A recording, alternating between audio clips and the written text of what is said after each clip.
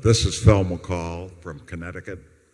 I wondered if you could comment on a subject I don't think you like to talk about very much, which is intrinsic value and the evolution over the past 10 or 12 years of going to off and on, but giving us in investments and then giving us the operating income and suggesting that might be a good guide to us.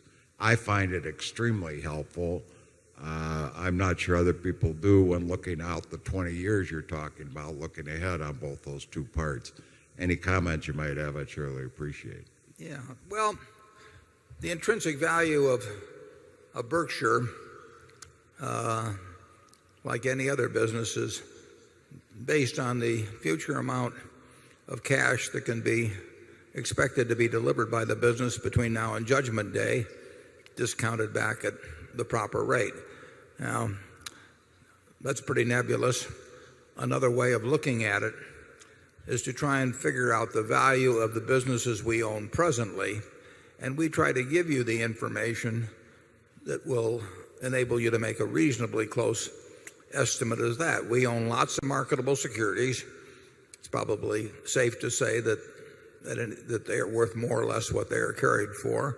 And then we own a number of operating businesses, and we try to give you the figures on those businesses that are the figures that we use in making our own judgments about the value of those businesses. Now, that tells you what we have today and more or less what it's worth. But since Berkshire retains all of its earnings, it becomes very important to evaluate what will be done with those earnings over time. I mean, it is not only a question of what the present businesses are worth. It's a judgment on the efficiency or the effectiveness with which retained earnings will be used. If you had looked at the intrinsic value of Berkshire in 1965, we had a textile business that was probably worth about $12 a share. But that was not the only part of the equation, because we intended to use any cash generated to try and buy into better businesses than we had, and we were fortunate enough to be able to buy in the insurance business in 1967 and build on that. So it was not only a combination of the business we had, but the skill with which retained earnings would be used that determined what the present value actually should have been at Berkshire going back that far. It's the same situation today. We will put to work billions and billions of dollars this year, next year, the year after. If we put that to work effectively, each dollar has a greater present value than a dollar has simply in cash or distributed. If we do it ineffectively, it has a value of something less. The businesses today, we have, whatever the figure is in the annual report, roughly $80,000 in marketable securities. If our insurance business breaks even, that $80,000 is free to us in terms of using it. And we have a group of operating businesses, and we show their earnings in the report, and we're going to try and add to those, and they'll try to add to their earnings. But if Charlie and I were each right now to write down on a piece of paper what we think the intrinsic value of Berkshire is, our figures would not be the same. They'd be reasonably close. I think with that, I'll turn it over to Charlie. Yeah, what's hard to judge at Berkshire is the likelihood that you'll have anything like the past to look forward to in the future.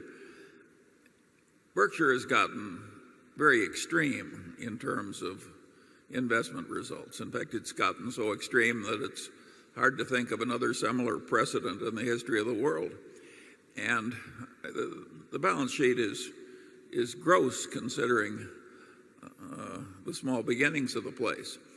Now, what on earth has caused this extreme record to go on for such a very long time? I would argue that the young man who was reading everything he could read when he was 10 years old became a learning machine, and he got a lot of power early, and then he got a very long run when he kept learning.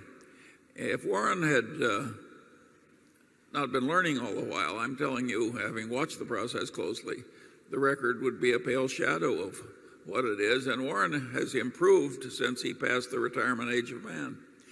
In other words, in this field at least, you can improve when you're old. Now, most people don't even try and create that kind of a record. They pass power from one 65-year-old to a 159-year-old and then do it over and over again. But you get an enormous advantage from practice in this field.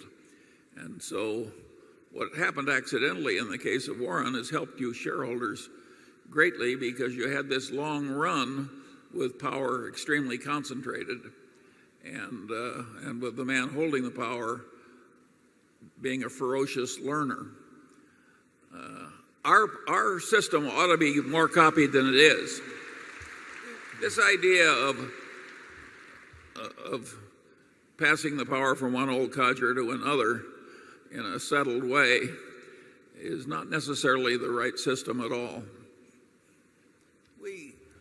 We have a very strong culture now of rationality, of being owner-oriented that will go on long after I'm not around. And we have the talent on the operating side in place to do a lot of wonderful things over time.